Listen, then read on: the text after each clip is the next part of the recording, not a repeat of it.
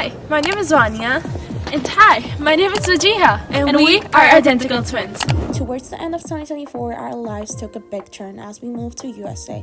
Now as we step into 2025, we're ready to reset, grow, and start fresh. This video is all about resetting for 2025, reflecting on 2024, and sharing how even lazy procrastinators like us can set realistic goals and grow as people.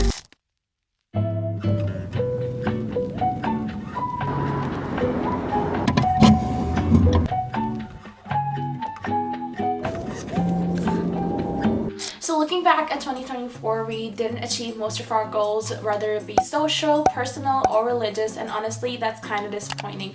But one thing we know is that we're not alone in this. One of the biggest lessons we learned this year is that it is okay not to achieve every goal. For us, 2024 was more about growth rather than goals. So instead of being harsh on ourselves, we should focus more on progress and creating a system that works for us and not against us. And we have a perfect solution for that. Micro goals over big goals. Set goals that you truly want to achieve, something that motivates you and excites you. Sure, you can go big, but make sure they are meaningful to you. If you don't feel passionate about them and they're just for self-improvement, break them down into micro goals. For example, instead of saying I'm going to clean my entire room today, start with something smaller, like organizing one drawer. Once you finish that, you'll feel accomplished and ready to tackle more. Momentum builds success. Reflect and reassess your goals. You can set your goals at the start of the year, but eventually forget about them as life happens. So for that, reflection is the key. Try to revisit your goals once a month or maybe twice a month, and try to do a mid-year check-in if you possibly can. And for that, I would recommend you guys to set up a reminder. Ask yourself, am I still excited to achieve this goal? Does this goal still align with my vision? And if not, you can always change your goals. Remember that changing your goals as you grow is not a bad thing. So another tip for all the lazy ones out there is that visual things can do wonders. Vision boards are a simple yet powerful way to keep your goals front and center. Why? Because when you see something every day, it sticks in your mind, whether it is a physical board pinned on your wall or a digital one on your phone. It's a constant reminder of what you're working towards. So last year, we didn't make a vision board, and that's why we kind of forgot about our goals. So this time, we really want to make sure that we have our goals in front of us.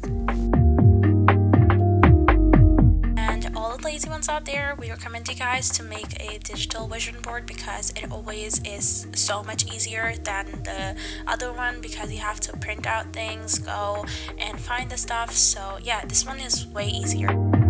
I want to share some tips for those of you who want to start journaling or are new to journaling, but you are not starting it because you are lazy, procrastinate, or maybe you think that journaling isn't for you. Trust me, I've been there before. I used to buy so many journals but not use them, and I used to think that maybe journaling isn't for me, but deep down I wanted to try it too. So if you can relate to that, maybe it's time for you to change your mindset this 2025, and in order to do that, you need to first eliminate the root cause. So for me, the problem was my perfectionism. Seeing all those aesthetically pleasing and perfect journals online made me think that I need to make one that is flawless too.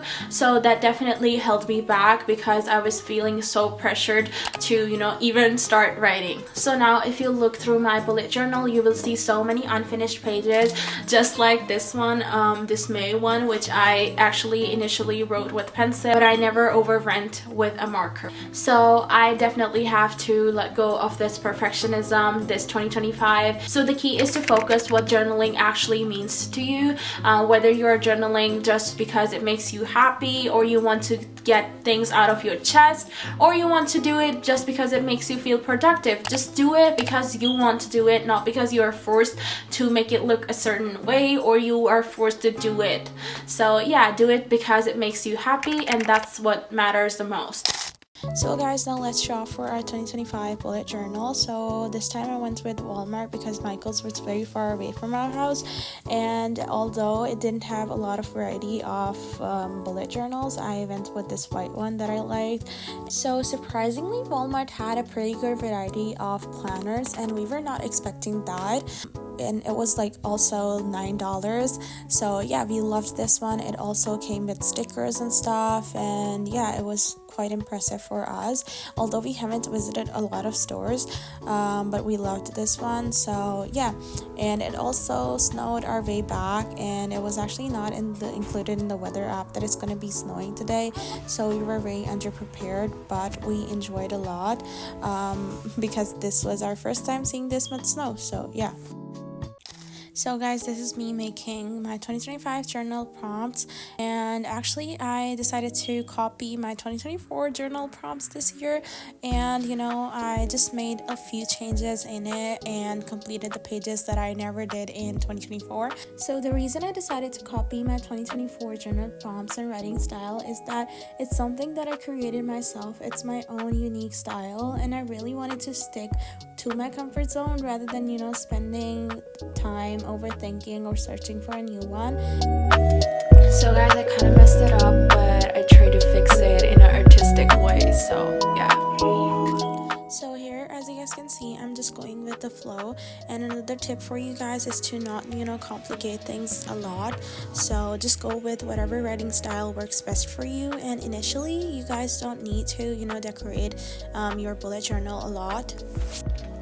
So guys, these are the finished results, and I really like them, except for the few mistakes that I can spot. So I'm just happy that I didn't leave many pages unfinished like I did in 2024. So I'm trying my best to complete them as I go.